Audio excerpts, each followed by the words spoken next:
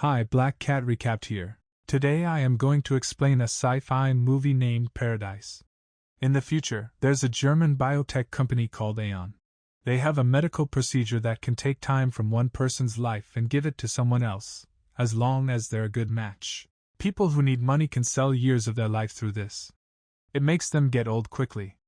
But the person buying the time gets to look young again, so rich people stay young forever. Usually, only poor people who really need money agree to sell their time. In this future, there are a lot of migrants and asylum seekers, and this is the only way they can make money. Aeon gives time to scholars, artists, and famous people. Max is Aeon's best person at convincing people to sell their time. Today, he's talking to a teenager from a migrant family. He tells the teenager that selling 15 years of his life would help him a lot. Max says he sold 5 years of his life to pay for college. He also says the teenager's family probably won't get the paperwork they need to live in peace, but this money could help them start a business. Max's words convince the teenager to make the deal. When Max goes back to Aeon's building, there are protesters outside. They're angry because Aeon's technology is making the gap between rich and poor even bigger. Inside, Max gets an award for being the best agent of the year. Aeon's founder, Sophie Thyssen, gives a big speech about how important their work is. Meanwhile, in one of Aeon's clinics, patients are having a normal day. But suddenly, a man who looks like an employee starts shooting people and spray paints an A symbol on the wall before running away. He's from a group called Atom, which is against Aeon. They do bad things to stop Aeon and hurt people, thinking they're saving society. Later, Sophie, along with her guards Kaya and Nowak, watches a video from Atom's leader, Lilith. Lilith promises that more trouble is on the way. Max goes home and makes a special dinner to celebrate his award with his wife, Elena. They haven't finished paying for their apartment, but they want to have kids. The next day, they visit Elena's parents. Her dad makes a sarcastic joke about buying more time for himself, but he's clearly not happy with Max's job, which he thinks is wrong. Elena stops them from arguing. But on the way home, Max wishes Elena would defend him instead of staying neutral. When they get back to their building, they find their apartment is on fire. They lose everything, including their money. Their insurance won't cover it because they say a candle caused the fire, which is seen as carelessness. Elena swears she always puts out candles before leaving, but that's what the report says. To make things worse, Max finds out that Elena used 40 years of her life as collateral for a bank loan, something she never told him. Max tries to offer his own years, but they say there's no one who can receive them.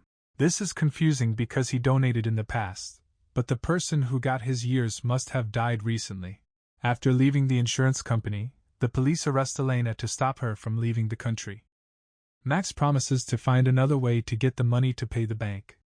He goes to talk to Sophie about his situation, and she promises to help. Later, Sophie has a meeting with the company's owners. They're tired of spending resources on checking for compatible DNA because it means some people might never get the chance to buy more years. Genetic matches are rare anyway. They accuse Sophie of being biased. A few days later, Max's lawyer tells him that Sophie hasn't responded to their calls. With no other options, Max goes to the clinic to see Elena. They tell him to wait until the procedure is over. Max loses control and tries to reach his wife, but Kaya and her team stop him. Meanwhile, Elena is prepared for the procedure. When a lawyer reads the contract, she starts resisting the doctors. They give her an injection to make her sleep, and then they connect her to a machine that transfers 38 years to someone in another room, whose face is hidden. Later, Max takes Elena home, but she doesn't say anything. Over the following days, Elena's body ages quickly until she looks like an elderly woman. Their relationship becomes tense and awkward. Max tries to comfort and support her, but she becomes distant. One morning, Max is called to the company and gets a promotion with a higher salary, but it doesn't matter anymore. Max is angry and tries to talk to Sophie, but Kaya stops him. Sophie ignores him and gets into her car, but Max notices she's starting to look younger. Later at home, Max is kind and loving to Elena. He tells her he still loves her. But Elena thinks he's only being nice out of pity, so she asks him to leave her alone. When Max leaves, Elena starts feeling a strange pain in her belly. She rushes to the bathtub and starts bleeding. Meanwhile, Max goes for a walk in the park. A girl comes up to him and tries to sell him illegal medicine. Max quickly tells her to go away. A few hours later, Elena is in the hospital because of her pain. Max stays with her and is surprised to learn that before the procedure, Elena was pregnant, and the bleeding today was a miscarriage because her old body can't have babies. Elena is tired of their awkward life, so Max takes her to her parents' house, where she'll live now. Max is heartbroken and promises to find a way to undo the procedure. But Elena's dad scolds him and reminds him that he helped create this system. Desperate for a solution, Max finds the girl from the park and asks her for information. He knows she got her procedure from somewhere illegal because Aeon doesn't make kids. She gives him a special contact, and Max calls it. He learns about an underground group in the nearby country of Lithuania that does age transplant surgeries. He's told to get a disposable phone and fake passports in a shady part of town. He also needs to find the person who received Elena's years. Afterward, Max hides in a hotel and plans to kidnap Sophie because he's sure that her getting younger and refusing to help him wasn't a coincidence. For the next few days, Max keeps an eye on Sophie. One afternoon, he sees her alone in a cemetery with no guards around.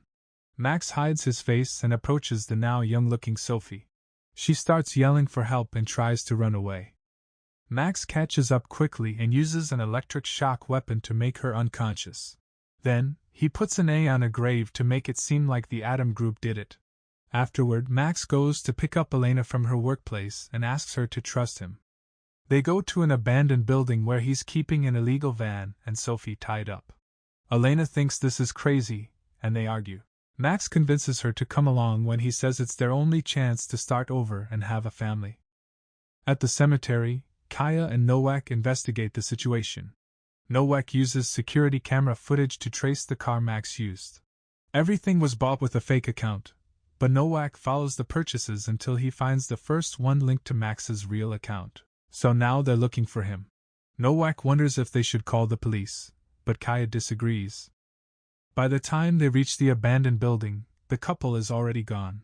While Elena and Max head to the harbor, Kaya and Nowak prepare a new plan to catch them, this time with the help of the police. Nowak explains how the couple met. Max was supposed to help Elena sell her years, but they fell in love and got married. Nowak feels sorry for desperate people, but Kaya reveals that she's actually 64 years old. She doesn't like changing her body like this, but she does it for the job because she owes a lot to Sophie. At the harbor, Max and Elena get on a ship without much trouble. However, a security camera records them, and Nowak figures out where they are. Every few hours, Max checks on Sophie and brings her food and drinks. She's hidden inside a box that looks like cargo with a bathtub. In the evening, Max and Elena watch a happy family and dream about having their own baby someday. Suddenly, a child in the family mentions some strange lights on the shore. Max and Elena come out and realize the police are waiting for them in Lithuania. Max decides to use the family to help them. When the police start checking all the cars leaving the ship, Max's van comes out. But it's the family's dad driving it under Max's threat. He pretends to be a delivery worker carrying a bathtub, but the police find him suspicious because he looks very nervous. They ask to see the back of the van, where Sophie and Elena are hiding inside the bathtub. The police demand the man to open the box fully, and when he hesitates, they ask him why he's so nervous. Max tells the man through a hidden earbud connected to his phone to say that he's nervous because he's never been held at gunpoint before. Then, the wife arrives in her car with her baby, and Max is hidden in the back with the child held at gunpoint. The police don't see anything wrong with her and let her pass. Both vehicles stop by the road later, and the family reunites. Then, the couple leaves in the van with Sophie still tied up in the bathtub. A few hours later, they stop on the road so Sophie can use a bucket to pee. But now that she can talk, she says she's not Sophie, she's her daughter Marie. They just happen to look very similar now that her mother went through the procedure. Max doesn't believe her and checks the internet, which says Sophie only had one daughter who died a long time ago and whose grave she was visiting in the cemetery. Marie explains that she was kept out of the public eye to avoid attention from the press. But Max still doesn't believe her and takes her back to the bathtub. However, Elena is starting to have doubts. Eventually, they find an abandoned hotel and decide to spend the night there. Marie is allowed to be out, and she insists she isn't Sophie. She says she actually hates her mother's work because it's unethical, and that she's on the couple's side. Elena starts arguing with Max, who still doesn't believe Marie. He points out that even if Marie's story is true, her DNA should still be a match for Elena because it's the same as her mother's. Elena is horrified that Max wants to use a child and leaves the room. Marie asks for a shower, so Max takes her to the bathroom.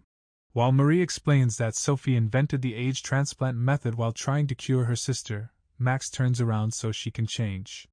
Marie seizes this chance to hit him and run away. Marie runs to the woods, where it's dark, and she can't get a phone signal. She sees a light nearby, thinking someone is chasing her, so she hurries. But when she tries to cross what looks like a big puddle, it turns out to be a deep hole, and she starts sinking. Marie tries to grab onto a fallen tree and yells for help.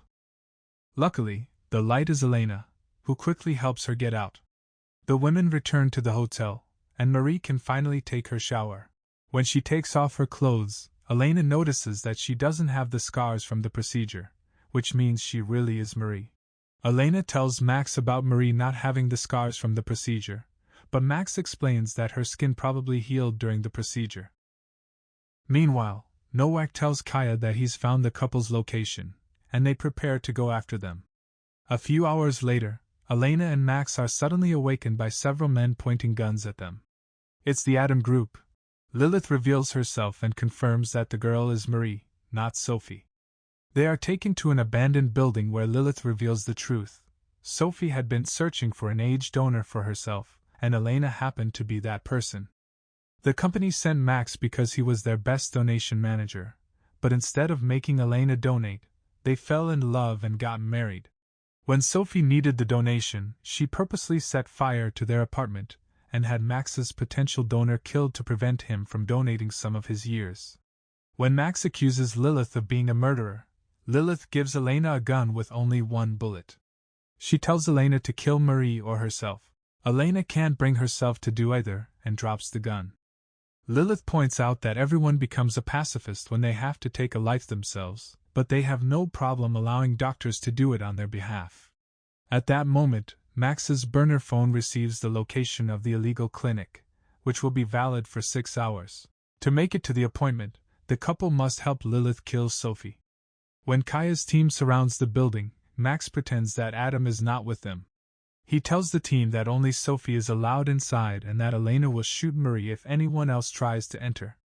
Sophie, looking much younger, arrives and agrees to the terms. But before she can enter, Kaya becomes suspicious of how Max knew Sophie was with them.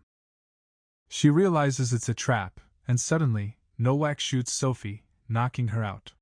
Kaya quickly kills Nowak, and from inside the building, the Adam group starts shooting at Sophie's team. Then Max takes Elena and Marie and pulls them to the garage to escape. Max tries to start the car, but Marie reveals she has a gun and tries to shoot Elena. However, the gun has no bullets. Elena is upset, so she grabs Marie and hits her head against the car until she passes out. Then the three of them escape in the car. While Kaya checks Nowak's phone, she discovers that he's been in contact with the rebels because he's actually been a part of the Adam group all along. A few hours later, Max admits he doesn't want to harm Marie because he doesn't want to become like Lilith. However, Elena has had enough and threatens to end her own life if Max doesn't leave the car. So, Max is forced to leave, and Elena drives all the way to the illegal clinic, where Marie is unwillingly subjected to the procedure. Meanwhile, Max wanders around and follows a bus full of immigrants to join a refugee camp. The next morning, a trucker finds Marie walking down the road and takes her back to the city. Moments later, she is reunited with Sophie, who is alive and well because she was wearing a bulletproof vest. Then Kaya announces that she quits because she's tired of killing people for business. Over the next few days, Marie starts aging rapidly, but Sophie selfishly refuses to donate some of her years to her own daughter, promising to find a donor soon. A few months later, Max finds Elena at the beach. She looks young and pregnant, and has a new husband taking care of her. When she sees Max, she doesn't attempt to talk to him, and Max goes back to his new life, being a rebel with the Atom Group, determined to bring Sophie down.